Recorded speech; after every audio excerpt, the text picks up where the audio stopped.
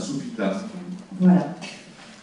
Donc, j'aimerais d'abord préciser que ceci n'est pas une performance, parce que très franchement, je commence à faire une overdose des performances.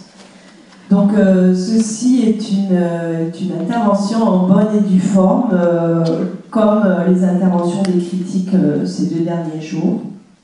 En plus, je me dis que peut-être en faisant des interventions critiques, j'ai plus de chances d'être payé qu'en faisant des performances. Donc, voilà. Donc, j'essaye, quoi. Alors, donc, le titre, c'est les paradoxes de l'approche institutionnelle des performances.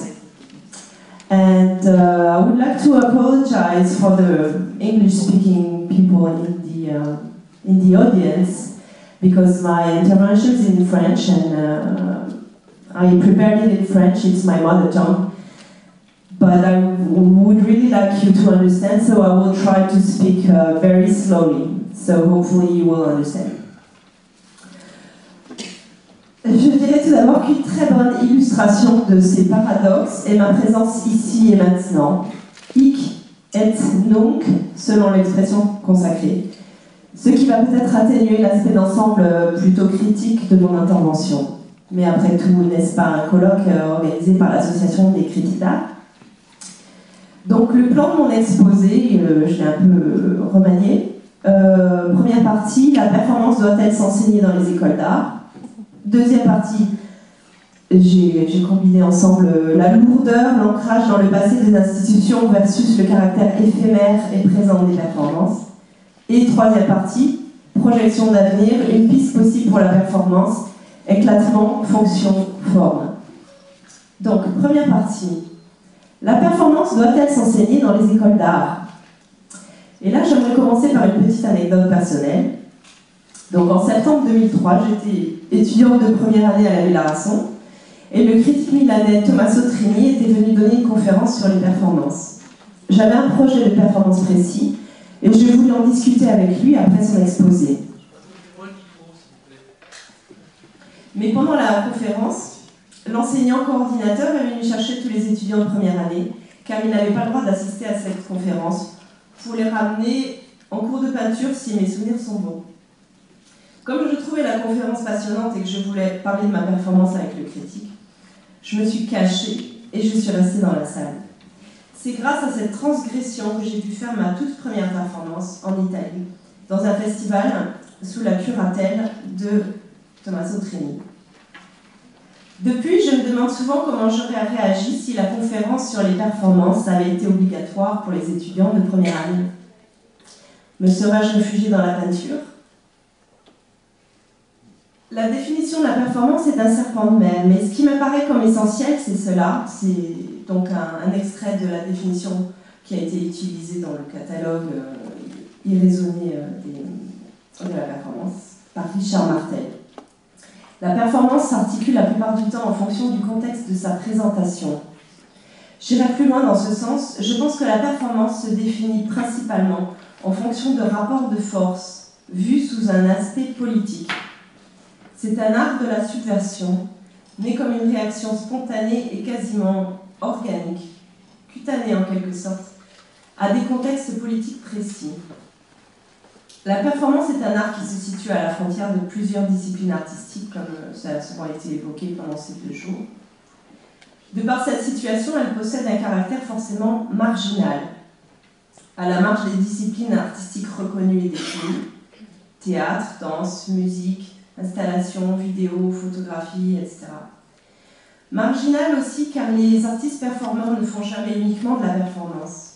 Soit ils sont plasticiens et font d'une autre pratique comme l'installation, la photographie, leur activité principale, et la performance est un plus. Soit ils sont poètes, leur activité principale étant alors l'écriture et la performance un dérivé de la poésie. Soit ils viennent du théâtre, musiciens, danseurs, acteurs. Et une fois de plus, la performance ne constitue qu'un à côté de leur activité principale. L'inspiration même, la source dont se nourrissent les artistes performeurs est extrêmement variée, allant de la littérature au cinéma, en passant par les arts visuels, etc. Marginal aussi, car dans une certaine acception de la performance, celle de Ben de Fluxus par exemple, qui recherchait une fusion entre l'art et la vie, La manifestation même, c'est-à-dire l'occurrence de la performance, était marginale. Ce qui comptait, c'était l'art de vivre et un environnement suffisamment libre pour permettre l'apparition éventuelle de la performance. C'est ainsi qu'on peut interpréter l'indifférence de Filiou à la fin de sa vie vis-à-vis de la manifestation artistique. Cette équivalence est théorisée dans son mal fait égale bien fait égale pas fait, qui est le pendant fluxus de l'assertion de Weiner au niveau conceptuel. Quoi de plus volatile qu'un art de vivre? Marginal aussi car économiquement parlant, la performance ne fait pas vivre son homme ou sa femme, à quelques exceptions près qu'il serait d'ailleurs intéressant d'étudier. Je pense à Vanessa Beecroft ou Tino Segal, mais dont il me semble que la démarche est très éloignée du type d'artiste présenté dans l'exposition à la vie délibérée.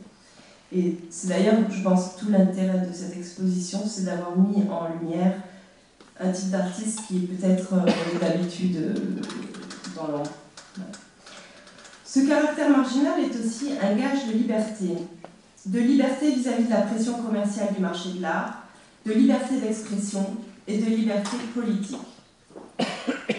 Dans ces conditions, il semble évidemment absurde d'enseigner la performance dans les écoles d'art, qui sont des unités de légitimation de l'art ayant valeur d'autorité.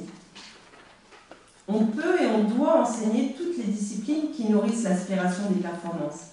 Peinture, vidéo, théâtre, installation, danse, musique, etc. Et à cet égard, je garde en mémoire le modèle d'enseignement de l'école CalArts à Los Angeles, qui m'a beaucoup marqué, même si je n'ai pu que l'observer de l'extérieur. Et donc, c'est vrai que hier, on a beaucoup parlé de CalArts. Et il faut préciser quand même que le mot performance en anglais a un sens différent de performance en français, et que à CalArts, on n'enseigne pas vraiment la performance, on enseigne, il y a une école de musique, de théâtre, de danse, etc. Et à l'intérieur de ça, il y a des cours, par exemple, on trouve des cours de danse balinaise ou des choses comme ça. Donc on y enseigne sans distinction et dans les mêmes bâtiments, art vivant, art visuel, littérature et ce qu'ils appellent critical studies, c'est-à-dire ayant trait avec l'écriture, la littérature expérimentale, la fiction, la poésie, la critique d'art, etc. On peut enseigner l'histoire des performances, chose que l'institution maîtrise parfaitement, et ou organiser des rencontres ou workshops entre étudiants et artistes pratiquant la performance.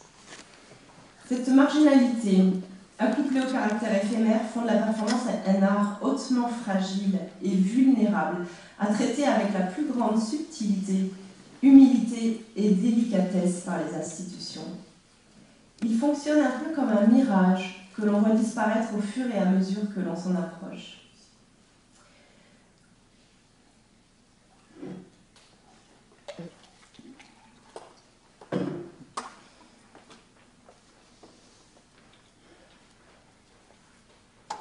Donc, deuxième partie. La lourdeur, l'ancrage dans le passé des institutions versus le caractère éphémère et présent des performances. Il semble exister un fossé apparemment infranchissable entre l'appréhension institutionnelle orientée historique et l'actualité des performances. Mon analyse s'appuie ici sur l'exposition à la vie délibérée.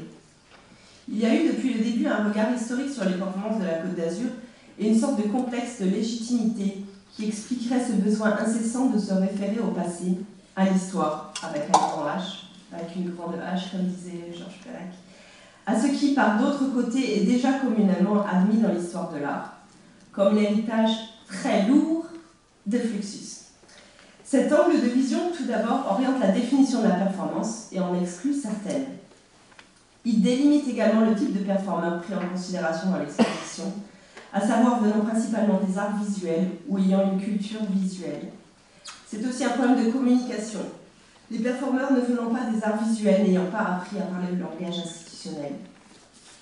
À mes yeux, le pont le plus solide entre l'approche historique et l'actualité des performances a été celui établi par Ben avec ses grilles du mercredi. Or, cette constatation n'est pas anodine. Elle prouve que seule l'association étroite et parfois conflictuelle avec un artiste non institutionnalisé a permis d'échapper à une expo si historique qu'elle en deviendrait morbide. Mais même là, le poids de l'histoire était énorme, puisque ces performances étaient orientées Fluxus. même si Fluxus a cette intelligence de ne rien exclure, ou si peu. Peut-être suis-je trop impatiente et peut-être faut-il tout d'abord une exposition comme celle-ci pour poser des jalons, asseoir une légitimité à un genre artistique encore relativement jeune pour ensuite éventuellement s'intéresser à l'actualité, voire regarder vers l'avenir. Mais au-delà de cette volonté, il me semble qu'il existe une incapacité chronique des institutions à déchiffrer de manière perspicace le présent. Et j'aimerais évoquer un exemple de contresens institutionnel. Ce projet de une autre école liée à l'école d'art d'Avignon est défendu entre autres par Éric Mangeon et Arnaud Labelle-Rejoux. Donc si vous ne connaissez pas le projet, vous pourrez regarder sur Internet. J'emploie ici sciemment le mot de contresens, car il s'agit pour moi d'une mauvaise interprétation du réel et de l'actualité, le réel étant par définition toujours assujetti à l'actualité au présent. Les défenseurs de ce projet d'enseignement global n'ont pas su déchiffrer le contexte politique et esthétique actuel, sans parler d'une approche visionnaire de l'art et de la société. Leur projet, comme pour l'exposition à la vie délibérée, est au contraire tourné vers le passé. On le voit aux références artistiques et théoriques. Et une trop grande crispation autour de la forme se mue à force en nécrose, à trop vouloir reproduire des théories et des utopies imaginées par des artistes du passé. Il y a une croyance fondamentale et tragique dans cette démarche, celle de croire que le futur ressemblera au passé, celle de ne pas pouvoir imaginer que l'avenir différera du passé, celle de nier en quelque sorte la créativité de l'histoire. Je dois m'excuser par avance de ne pas pouvoir donner d'explications plus rationnelles et plus scientifiquement prouvées, mais il s'agit ici seulement d'une intuition. En réfléchissant à cette problématique, il m'est apparu qu'elle ressemblait beaucoup au travail de l'écrivain, qui doit littéralement capturer des mots sur sa page, les coucher de manière définitive, sans pour autant qu'ils s'alourdissent et se nécrosent. Il y a peut-être quelque chose à apprendre de ce côté-là pour les institutions culturelles. Troisième partie, projection d'avenir, une piste possible pour la performance. Éclatement, fonction, forme. Ce qui caractérise la performance, c'est donc une volonté de brouiller les conventions, qui se traduit par ce besoin incessant de nouveauté, comme le revendique Penn. En fait, l'effet de surprise est nécessaire pour déstabiliser le spectateur de la performance et lui ôter tout repère et tout cadre, qui constitue souvent une protection. À son origine, la performance a également un aspect politique revendiqué et très fort vis-à-vis de la société. Je pense aux performances féministes ou celles de Pinoncelli.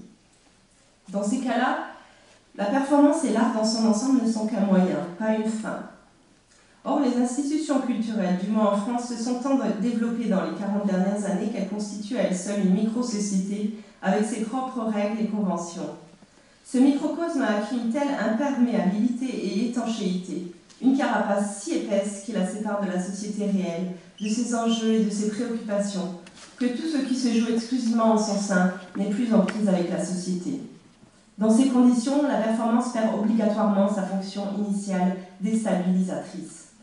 Restent alors deux pistes pour la performance du futur. Soit on pense que ce qui importe dans la performance, c'est la forme, mais elle perd alors sa fonction. Soit on pense que ce qui importe est la fonction. Pour respecter la fonction, il faut alors aller chercher d'autres formes en contact plus direct avec la société et qui remplissent actuellement le rôle de la performance dans sa genèse, comme l'activisme politique. Je pense par exemple aux actions qui ont été faites par Occupy Wall Street. Donc vous avez peut-être vu des vidéos sur Internet où en fait donc dans leur manifestation, leur occupation devant Wall Street, le porte-voix et le micro étaient interdits. Donc ils avaient développé un système de porte-voix humain, c'est-à-dire que la personne, le leader, disait un discours. Il y avait de manière très hachée, très compréhensible. Après, il y avait un petit cercle autour qui répétait de manière hachée et très compréhensible, et ensuite un autre cercle un peu plus grand, etc., de manière à ce qu'ensuite la foule immense ait accès au discours. Je trouvais cette façon de procéder très créative et voire même très poétique, c'est un genre de porte-voix humain. Ou alors quand il y a eu au début de la crise de la dette grecque, il y a un groupe d'activistes en France qui s'appelle les Désobéissants et qui sont allés danser le sirtaki devant les banques à la Défense. Et donc il y a aussi cette vidéo sur internet que je trouve excellente. Pour amadouer donc les banques. Oui, ça a bien marché, ouais. Donc je reviens. Donc l'activisme politique, l'édition et la littérature avec le rôle performatif du langage qui est peut-être moins facilement récupérable qu'une action déterminée dans un lieu déterminé. La flash mob comme expression d'un rassemblement social et créatif, les actions sur Internet et les réseaux sociaux. Et cette performance-là risque d'échapper complètement à l'institution, car elle ne sera pas reconnue comme telle, n'empruntant ni les codes, ni le langage institutionnel.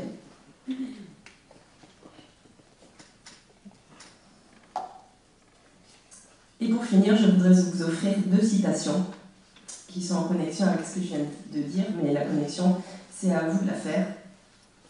La première, c'est de Nicolas Bouvier, un écrivain de voyage que vous connaissez peut-être et que j'adore, tiré de son livre « Le poisson scorpion ».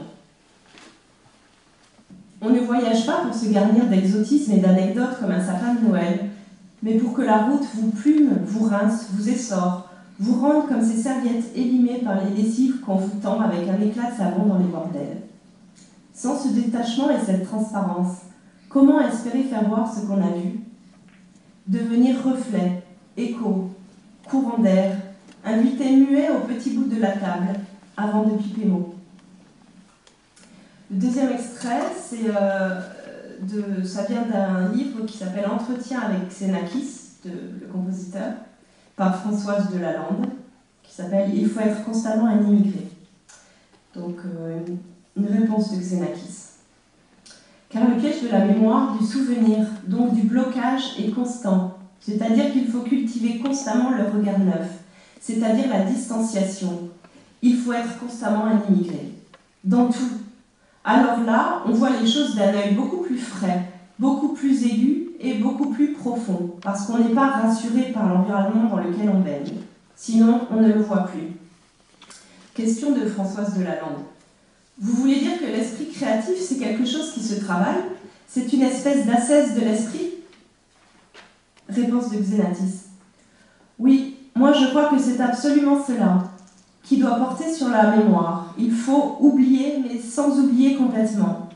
Il y a une stratégie que l'individu doit adopter avec son propre moi, sa propre personnalité, et puis ensuite une constante distanciation critique de ce qu'il voit, de ce qu'il entend, de ce qu'il pense. Ce n'est pas facile parce qu'il faut être à la fois dedans et dehors.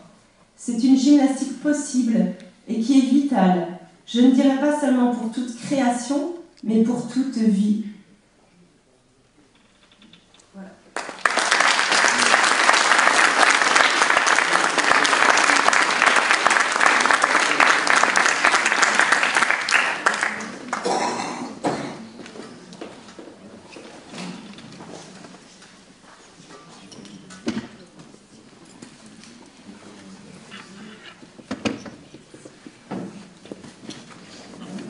Question.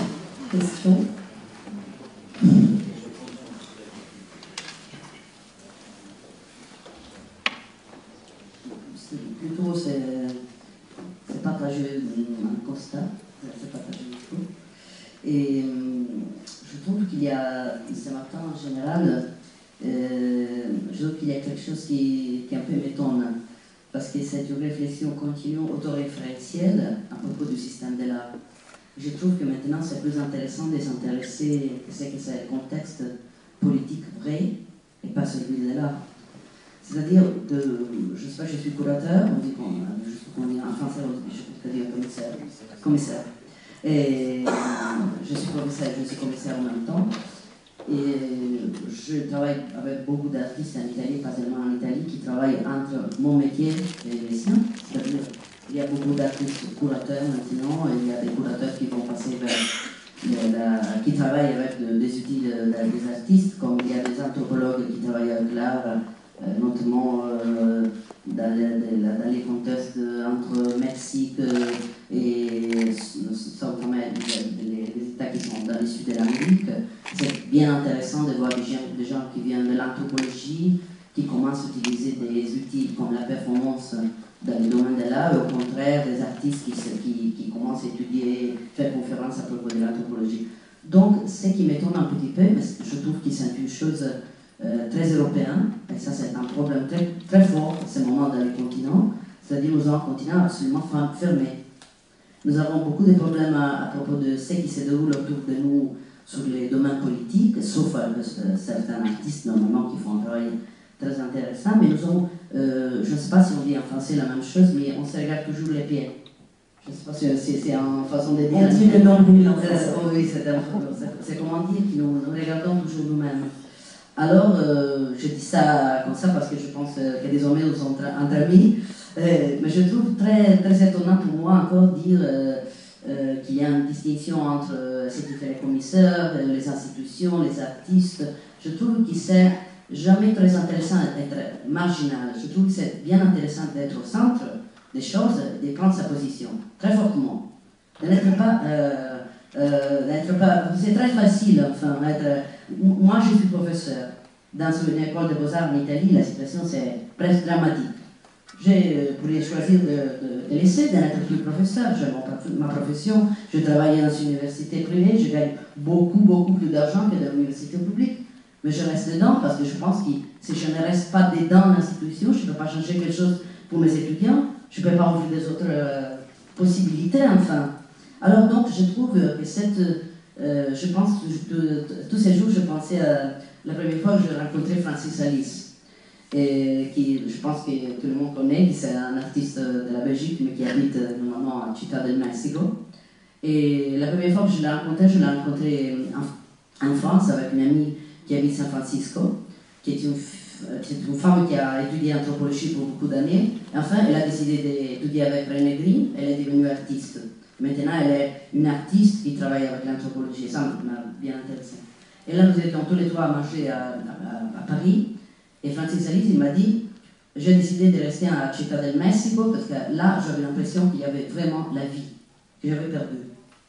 Parce que là, il y avait des problèmes, des questions qui ne me donnaient pas le temps de trop tourner autour de ma situation dans les systèmes, dans les institutions et tout ça, parce que je n'avais pas le temps. Il y avait des urgences très, très importantes. Alors donc, je trouve aussi que, et je termine, excusez-moi, je fais une intervention en effet, c'est seulement pour poser des questions à tout le monde en fait. Et je pense qu'à ce moment, c'est pas intéressant de décider c'est où qui termine la performance, c'est où qui se commence, c'est quoi c'est exactement la performance, quoi n'est pas exactement la performance, si nous sommes dedans, nous sommes dehors, mais plutôt les engager à regarder les problèmes qui sont un peu plus politiques, vraiment politiques, dans l'essence originale du terme, c'est-à-dire qui regardent tout le monde, pas seulement nous. Bon, merci pour la question. Bon, l'objet du colloque, c'était quand même la performance, donc essayer de réfléchir sur la définition, les problèmes, la problématique, du point de vue, voilà, des points de vue critiques, du point de vue des artistes, etc. Après, je suis d'accord avec votre remarque qu'en Europe, il y a quelque chose de fermé, qui ne circule pas bien, qui n'est pas fluide. Je suis d'accord. J'ai vécu à Los Angeles pendant longtemps et c'est vrai que même si je n'étais pas dans l'art là-bas, c'était quand même pas la même atmosphère. Mais bon, en même temps, je vis en France et la raison pour laquelle je reste, c'est parce que j'ai un très grand attachement à la langue française, j'écris en français, etc. Et donc je pense que c'est en France que j'ai des choses à faire. Oui, on ne doit pas partir, on doit changer le parti. Moi, ce qui me pose question dans votre exposé, c'est l'idée de poser la question de savoir si ça doit s'enseigner ou pas s'enseigner. Dans la mesure où c'est une possibilité de plus, un outil supplémentaire qui est bien partagé par beaucoup d'artistes actuels, qui le mélangent à leurs autres pratiques artistiques. Donc, je ne vois pas pourquoi on se pose cette question. C'est formidable si ça peut être enseigné. Ça veut dire qu'on n'enseigne pas, qu'on informe, qu'on tourne autour, qu'on essaye d'apporter un regard critique, que ce soit sur la performance ou que ce soit sur une autre pratique, c'est la même chose. Pourquoi, tout à coup, vous voudriez faire une différence avec la performance? C'est vous qui la marginalisez et qui la mettez ailleurs comme oui, c'est moi, quelque chose qui serait, qui qui ne fait pas partie de l'art. On se poserait une question si c'est encore de l'art. Non, je pense que justement la performance est un art, mais c'est un art qui est un peu différent des autres. Elle a une spécificité et qu'il faut reconnaître, qu'il faut dans un premier temps reconnaître jusqu'à ce qu'on ait les outils pédagogiques et les institutions qui soient capables de transmettre ça. Je pense qu'à l'heure actuelle, c'est pas le cas. Il y a des institutions qui font le boulot, au moins de temps en temps, et il y a aussi des artistes. Vous parliez de Los Angeles, que je connais bien, où je suis resté aussi au Getty Research Institute. J'enseignais dans une école où enseignait McKinley, bon, et Paul McCarthy aussi enseignait. Je vois pas, il n'y a pas d'appart, c'est vous qui faites le truc à part. Et effectivement, non seulement c'est pas à part, mais ça fait partie de bien d'autres choses et ça peut être interrogé par tout ce qui nous concerne, et que ce soit des phénomènes de société, que ce soit des attitudes politiques, que ce soit l'exemple que vous prenez devant la banque avec des gens qui dansent Sirtaki, mais ça peut être bien autre chose, ça peut être aussi des attitudes poétiques, philosophiques, etc. C'est un endroit qui est ouvert, donc pourquoi essayer de le fermer ou de l'enfermer quelque part ou de le mettre ailleurs? Non, il est là, il existe bien, mais on peut aussi complètement, comme toute chose dans nos vies et pour nous-mêmes, essayer de tourner autour pour arriver à l'approcher. Mais bien sûr, il nous échappe tout le temps, et toutes les définitions, effectivement, ça échappe tout le temps, parce qu'effectivement, ce qui est important, c'est de comprendre que n'importe quelle attitude, n'importe quelle pratique artistique s'intéresse à son contexte, et que les artistes peuvent être que des chroniqueurs de leur temps, des chroniqueurs bien sûr, toujours en éveil et le plus éveillé possible, et cherchant l'information au bon endroit. Et effectivement, prenant une position dans le monde. Ce qui compte, c'est quelle position vous prenez dans le monde, quelle est votre attitude, votre posture, comment à partir de cela, comment vous travaillez, et quel est votre rapport aux autres. Oui, donc je suis assez d'accord avec ce que vous dites. D'ailleurs, je pense, je l'ai dit, je pense que des workshops avec des artistes qui pratiquent la performance, c'est quelque chose qui doit s'enseigner. Après, ce que j'observe et dont je me méfie un peu, c'est l'effet de disciple. C'est-à-dire que... Et ça, c'est dans toutes les pratiques artistiques, et c'est souvent oui, bien mais il me semble que la performance, ou ailleurs. il me semble que la performance est encore plus difficile d'échapper à cet effet-là, parce que c'est quelque chose de volatile, qui a peut-être une histoire qui est moins longue, et je pense que voilà, il faut peut-être se méfier de ça. En tout cas, moi, c'est l'approche que j'ai, et que j'ai l'impression que au jour d'aujourd'hui, on devrait avoir. Voilà. En plus, le problème, c'est ce problème de légitimation de la... Pardon ? J'ai dit surtout pas de mot d'ordre. Oui, donc c'est aussi le... Voilà, enfin bon, c'est ma conception de la performance qui n'en est qu'une parmi tant d'autres. Voilà. C'est comme si la performance vous victimisait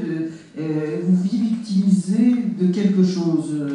Je ne sais pas, c'est à vous de prendre une position forte et d'avoir une certaine autorité dans un ensemble, dans un panorama qui est un paysage dans lequel vous pensez. Voilà. Après, c'est vrai que de prendre une position arrêtée, c'est aussi peut-être s'enlever un peu de liberté. Voilà, moi, je crois que ma recherche principale, c'est une recherche de liberté dans ce que je fais au niveau performance et art d'une manière générale. Donc c'est moyen que j'ai trouvé pour l'instant. Alors peut-être demain ça sera pas le même dans un mois. Ne vous soit pas prise, ça c'est une chose. C'est effectivement peut-être le plus important. Et c'est pas une liberté, c'est vos libertés. Il y a plein de libertés qui pour le moment sont en train d'être occupées. Donc c'est peut-être de ça qui est important de s'intéresser pour pouvoir soi-même continuer dans ce type de liberté. On va devoir arrêter pour le temps de parole, pour donner le temps de parole justement à Olivier Garcin pour la dernière intervention du matin.